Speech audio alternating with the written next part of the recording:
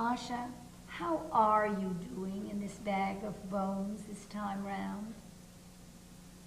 Oh, lonely, samsara. It's hellish.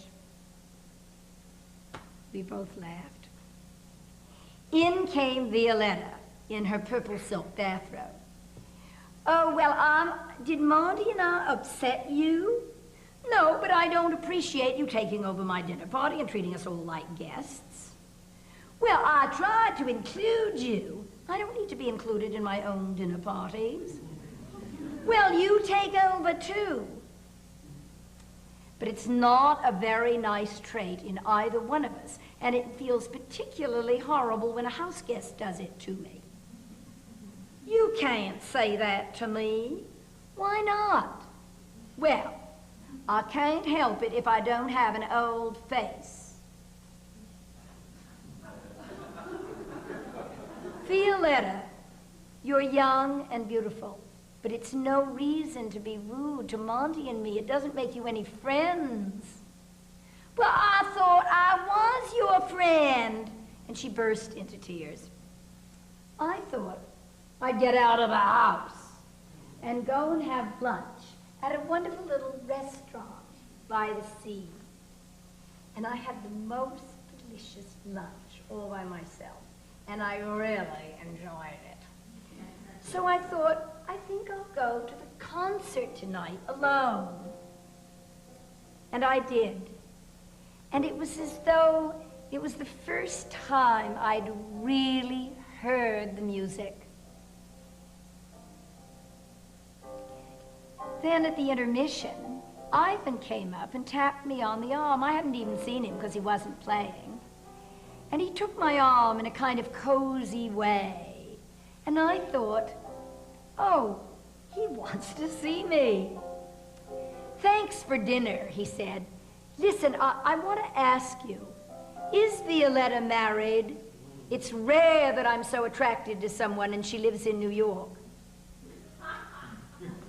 No, she's not married.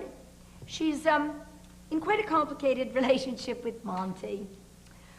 Oh, thank you. I knew you'd know. Well, I notice that I am shaking with disappointment. It's one thing to make resolutions, but it's another to really face them. Well, at home, I was foraging in the fridge when Monty came in. And he said he was sorry that I'd had a fight with Violetta. Well, I didn't have a fight with Violetta. You're the person who keeps fighting with Violetta. What are you going to do about it? It's over. I told her tonight it's completely over. What a relief. Well, I'm feeling pretty free myself. Oh, you'll find someone your age, a companion your friends will like. Monty, I'm glad I'm free. Trust me, you and I are going to be a lot happier without Violetta. Oh, I'm never going to find anyone. I hate dating. At that moment, Violetta came in, red-eyed, making straight for the fridge.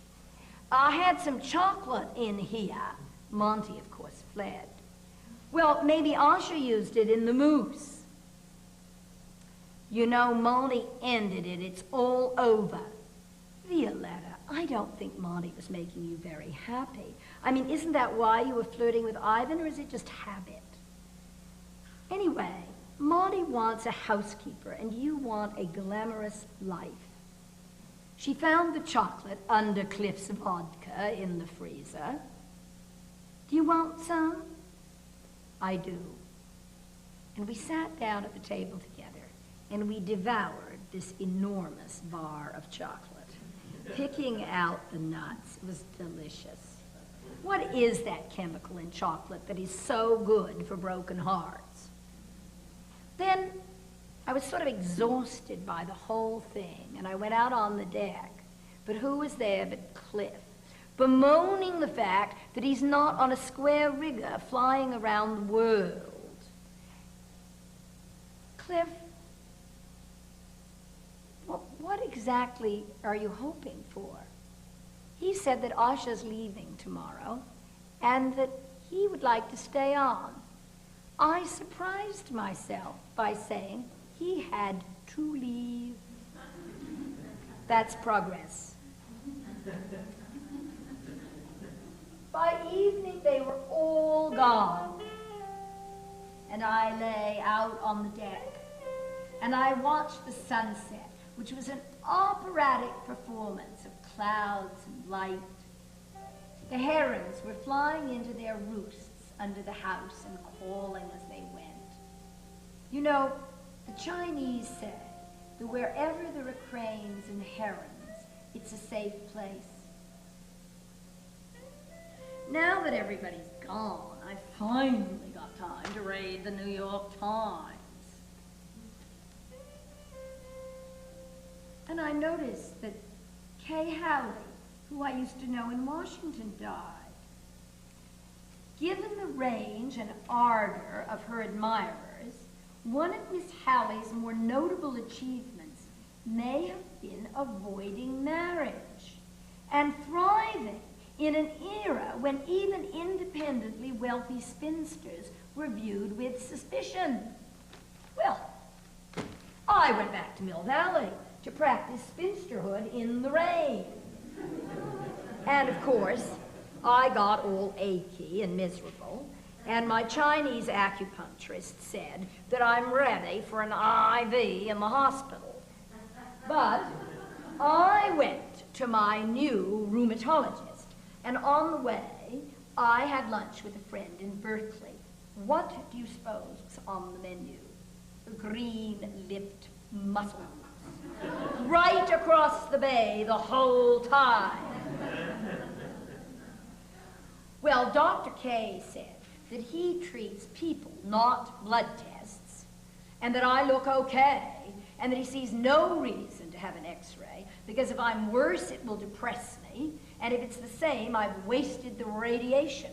He said that what I need to do is go to the Caribbean and swim.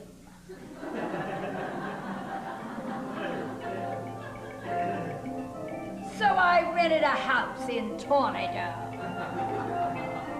with a garden for the dogs and an art studio, and I was just leafing through my address book in case, when there in the F's I see Farnsworth Fuller.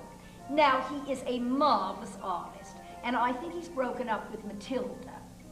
We could sit on the beach and talk about art.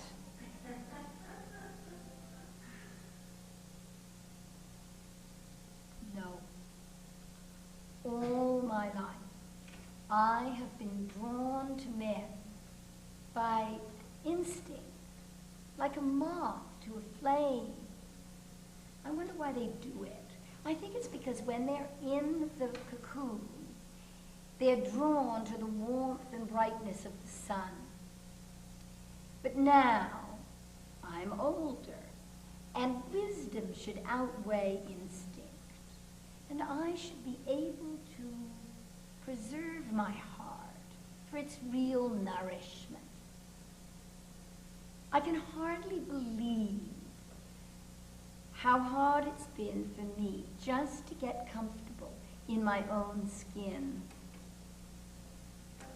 In this culture, where age is practically considered a disease, it gives me new respect for the transformation from prisoner in this reality to free spirit in the universe of the brave butterfly.